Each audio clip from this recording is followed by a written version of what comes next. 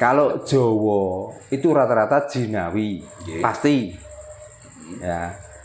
Jawa jinawi, agamaning ati atau agamaning ngaji. Itu Jawa. Tapi kalau Kejawen, paduan dari beberapa agama itu disamakan dengan perjalanan orang Jawa itu, lalu diikuti itu namanya Kejawen.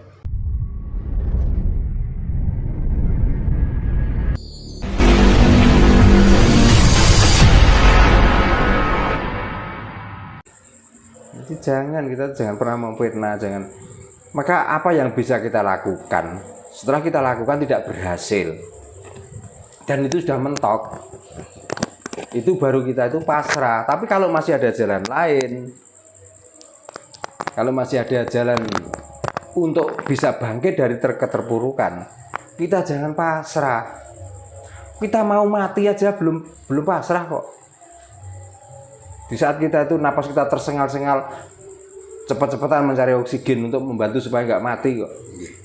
Nah kita yang masih bernapas enak, masih berbadan kekar, bertenaga kuat, kok tiba-tiba ngomong pasrah? Nah, berarti kan itu orang-orang kafir itu sebenarnya. Kan mendingan kita dituduh kita tidak kafir. Nah yang menuduh malah nemen kekafiran nih. Kafir teriak kafir Pak. Nah itu jadi jeruk minum jeruk ya itu. Pak, ini ada titipan pertanyaan Pak terkait Jawa Pak. Kan sering loh kita ini ketemu orang di luar sana ya. Wong Jawa, wong Kejawen kan ada Pak. Sebetulnya definisi dari Jawa sama Kejawen itu beda enggak Pak? Ya dari sebutannya aja ada beda kok. Itu gimana Pak itu? Kalau Jawa itu rata-rata jinawi, pasti. Ya. Jawa jinawi, agamaning ati atau agamaning ngaji. Itu Jawa. Tapi kalau Kejawen, agama yang masuk di sini disamakan dengan apa yang ada di Jawa. Jadi sumbernya bukan satu saja, bukan kalau agama Islam dari Islam saja. Bukan, dari paduan dari beberapa agama itu disamakan dengan perjalanan orang Jawa itu, lalu diikuti itu namanya Kejawen. Jadi intinya orang Jawa belum tentu Kejawen. Belum tentu Kejawen. Tapi jangan tanya gini loh. Kalau gitu Pak Darno kenapa kok harus pakai agama? Saya itu persamaan, tapi saya tidak melakukan seperti apa yang saya samakan itu. Jadi Pak Darno ini Kejawen apa Jawa Pak? Ya Jawa, maksudnya Jawa jinawi. Jadi luar dalam ya seperti ini. Kalau saya dibilang apa omongnya kasar, lah memang saya masih badan kasar kok. Kalau omongan saya halus, memang di dalam kasar saya ada halus kok. Pedomannya beda Pak antara orang Jawa sama Kejawen. Ya beda. Kalau Kejawen masih mengadopsi, contohnya Tuhannya itu masih belum jelas. Tapi kalau Jawa sudah jelas, jiwa jinawi, yo njaba yo njero iki Gusti. Gitu. Tapi bagi orang-orang yang tidak paham, yang pernah kok dikomeni ngawur dan lain sebagainya. Kan ada juga yang mengatakan Pak bahwa orang Kejawen ini tidak sholat gitu. Ada juga yang di mana itu kalau nggak salah itu di Banyumas Pak itu. Orang Kejawen, beliau tetap sholat, tapi ketika hari raya dia tidak sholat Id. Nah, tapi kan yang dimaksudkan sholat itu kan agama, bukan agama di sini toh. Nah berarti kan itu benar Kejawen. Kalau orang Jawa ngapain melakukan itu? Mau kita setiap hari, setiap detik itu sudah nyembah. Kenapa harus mencari hari-hari tertentu? Kalaupun ada hari-hari tertentu, ya hari yang sudah dipedomkan dari orang Jawa itu sendiri. Contohnya di 10 suro. Itu. Nah, Kejawen kebanyakan menghormatinya di 1 suro. Kalau orang Jawa jinawi atau jiwa kang wis jinawi biasanya di 10 suro. Nah, kenapa 10 suro? Karena manusia terdiri dari dosa woro. Dosa 10 woro itu kedadian. Ada 10 kejadian yang membuat manusia itu ada. Tapi kalau kejawen satu suro artinya dari hari itulah tanggal 1 ditetapkan dan hari itulah tahun 1 ditetapkan. Berarti yang dihormati itu tahun dan hari.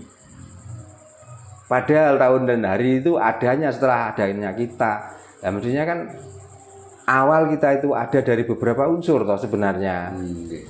Kan gitu. Makanya 10 suro dalam arti apakah 10 suro itu harus tanggal yang ke-10? Enggak, sebenarnya hanya untuk pengingat.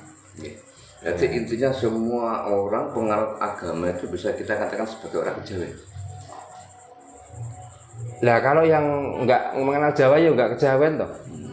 Kan ada istilah Islam kejawen gitu loh Pak Dado. Nah, berarti kan orang Jawa, Orang Jawa. Orang Jawa. Selain orang Jawa ya enggak bisa dinamakan kejawen. Berkapitayan. Beda lagi. Jadi kitabnya kalau kejawen masih kitab buku Pak ya. Bagaimana? Kitabnya kalau orang kejawen berarti kan masih menganut kitab yang buku itu ya. Buku itu pedoman Mas, tapi apa yang ditulis di dalam pedoman itu loh? Mengajarkan tentang kepribadian, apakah mengajarkan tentang ketuhanan? Kalau mengajarkan tentang ketuhanan, rata-rata itu mengadopsi Tuhan dari luar. Tapi kalau kepribadian yang di ngajeni, mergo kata-kata ngaji itu adalah ngoji. Ngoji songo karo siji berarti berapa? 10. Nah, berarti dasawara toh. Berarti yang di ngajeni itu pribadi. Pribadi itu apa? Yang di luar dan di dalam. Inilah pribadi kita. Inilah jinawi. Inilah Jawa. Itu. Ya Jawa itu bisa diartikan kita nggak butuh Tuhan, tapi yang kita pujo itu hawa, napas.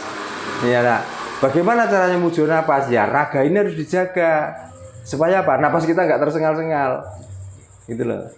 Kalau kita lapar berlarut-larut, napas kita juga tersengal-sengal toh. Akhirnya apa yang terjadi? Wong kok ora Jawa. Anak yang tidak menurut sama orang tua, termasuk anak ora Jawa. Ora to, ora ono to anak. Oh, anak ora kejawen. Soalnya pemahaman tentang Jawa dan kejawen ini kan banyak yang salah persepsi toh Pak. Orang ya itu pun walaupun dibenarkan, orang yang masih mempertahankan tentang kejawen itu katanya Jawa, ya sik ngotot. Nah itu sama saja. Iya, ya, tadi kan sudah saya jelaskan. Pernah di konten yang terdahulu saya menjabarkan tentang Jawa dan kejawen. Apa komentar orang-orang? Saya dibilang ngawur, dibilang goblok dan lain sebagainya. Loh, apakah apa itu pemikiran saya dengan pemikiran orang yang jawab itu kira-kira sama toh? Kan tidak sama toh. Kan kita masing-masing mempunyai kepercayaan. Kita sama-sama orang Jawa.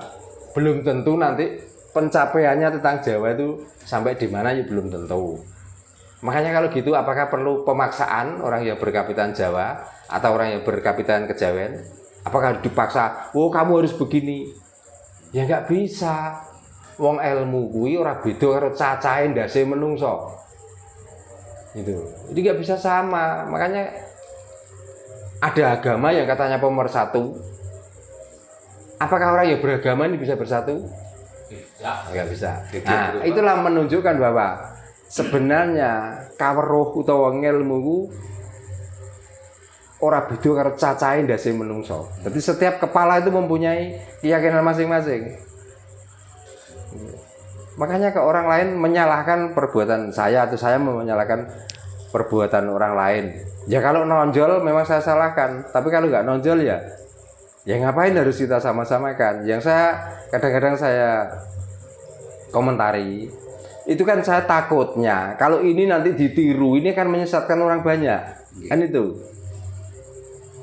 Makanya bagaimana caranya supaya tidak menyesatkan orang banyak? Ayo kafir. Tutuplah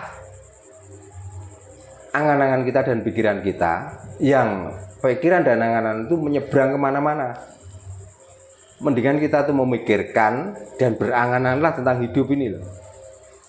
Sudah, orang yang katanya ngaku agamanya kuat, yang ngaku wali, yang ngaku apa, kalau sudah mati sama, tidak berdaya apa-apa.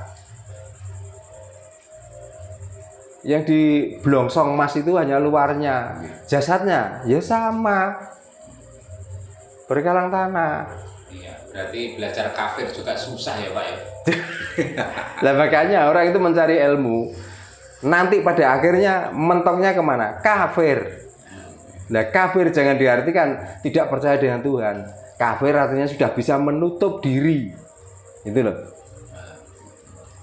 Kalau belum bisa menutup diri, belum kafir. berarti orang itu belum pada puncaknya ilmunya, belum mencapai kesadaran yang sangat tinggi. Kalau kita sudah sadar sesadar-sadarnya, kata-kata kafir itulah yang pantas kita sandang atau gelar kita. Bangga menjadi kafir Pak ya. Yuk kalau saya sebangga-bangganya saya karena belum bisa kafir. Kalau bisa kafir berjamaah Pak ya. Banyak. Nah makanya pakai konten, membuat konten seperti ini kan tujuan juga ayo kafir sama-sama. Ayo murtad sama-sama. Wong kafir ku penak Pak ya. Loh, gak penak piye to, Mas? Kudu apa gak larangan kok. Apa turu jam bar magrib iku ora apa-apa, Mas. Nggih. Iya. Apa tangi jam 09.00 jam 10 ora urusan dengan orang lain. Itu apa? Yang penting yang mau dimasak sudah ada. Apa nih? Gitu. Kok bingung. Tujuan kafir hidup mulia. Oh gitu. Makanya kafir itu tujuan orang sebenarnya.